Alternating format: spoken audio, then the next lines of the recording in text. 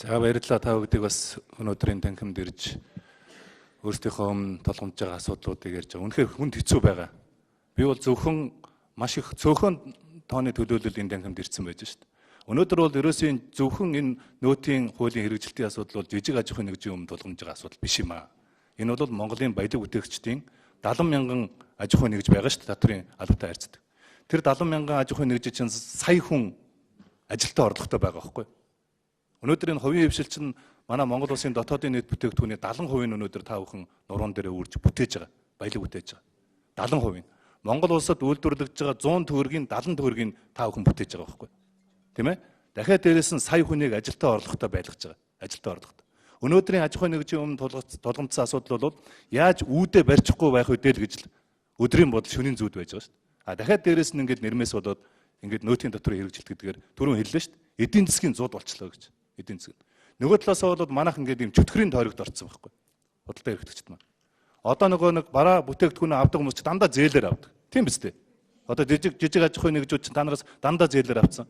Ямар сайндаа одоо ингээд нөгөө надаас зээлээр бараа бүтээгдэхүүнүүдээ авсан хүмүүс иргэдэм нь ингээд хурж ирж одоо энэ бараа бүтээгдэхүүнийхээ үнийг төлөөч, мөнгийг төлөөч, би дам буурах гэдэг нэгсэн ийм зарлууд хүртэл өнөөдөр жижиг дэлгүүрүүдийн гадаа байж л байгаа шүү дээ. Энэ бол үнэн амьдрал үсттэй. Тийм ээ? Амьдрал. Тэгээ Монгол улс өөрөө бусад ижил төстэй орнуудтай харьцуулахад бизнесийн дарамт ихтэй орны тоонд орчод байгаа маа. Би зөвхөн 2хан 3хан үзүүлэлт хийлээ. 2012 онд бизнес эрхлэх орчноороо бид нэр 65 багтажсэн бол одоо өнөөдөр бид нар 80 руу орсон байж. 15 байраар өнөөдөр ухарсан байж. Өнөөдөр энэ олон улсын байгууллага өнөөдөр судалгаа хийгээд энэ үзүүлэлтээр хоцорсон байна гэдгийг тодорхойлчлоо. Бодлоо аж үйлдвэрийн танхимаас жил бүхэн гаргадаг хүнд суртлын индекс гэж гаргадаг энэ хүнд суртлын индексээр 2012 оноос хойш бизнесийнхэнд ирж байгаа дарамт тийм ээ зөвшөөрлийн тоо, хяналтын тоо түрүү хэлж штэ цагдаатайгаа нийлээд татврынхан ирээд одоо ингээд торгуул тогтоож байна гэж. Монголын нэг аж ахуйн нэгжид ирж байгаа төрийн дарамт жил бүхэн ирж байгаа судалгаагаар бол нэг аж ахуйн нэгжид 10-аас 15 төрлийн шалгалт дарамтууд ирдэг гэж байгаа байхгүй.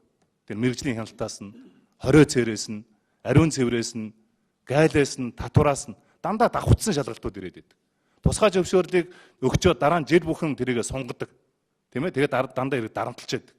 Ийм дарамттай орчин байгаа гэдгийг бүгдээрээ мэдэрч байгаа. Тэгэхээр одоо энэ улсын их хурал дээр бид нар чинь өдөр бүхэн шаардж байгаа зүйл бол энэ хяналтынхаа тухай хуулийг батлаад өгөөч.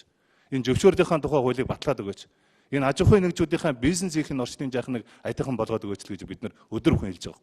Түр ийм түрэмгий байж болохгүй үсттэй. Тийм ээ? Түр ийм дүлий байж болохгүй үсттэй. Тийм ээ? Тэгэхээр өнөөдөр ингээд та бүхэдээ бас дуу хоолойгоо нийлүүлж ямар ч гэсэн хамгийн түрүүндийн толгомдсон байж байгаа нөөтийн хэрэгжилттэй холбоотой нэг аж ахуйн нэгж дээр ихэд 2 сая төгрөгийн одоо дарамт ирж шít. Тэр касын машиныг авах. Дахиад интернетийн асуудал байж байгаа. Өчтөр манай нэг годомжинд таарад нэг залуу надад хэлжээ. Яг энэ додон буудлын дээр нэг жижигэн дэлгүүртэй. Тэгээ хүмүүс орж ирээд ингээд одоо талхыг нэгээр авдаг бас. Тэгэд бараанаудаа тус тустай авдаг болсон юм шүү дээ. Суглаанд оролцох гээд. А гэтэл тэр нөгөө нэг касны машинт хийдэг нэг цаас байна шүү дээ. Урлон цаас. Тэр чинь 800 төгрөг байт юм байна. 800 төгрөг. Одоо тэгэхээр ерөөсөө хүн бүхэн чинь талхаа тустай аавна, бохио тустай аавна, тийм ээ?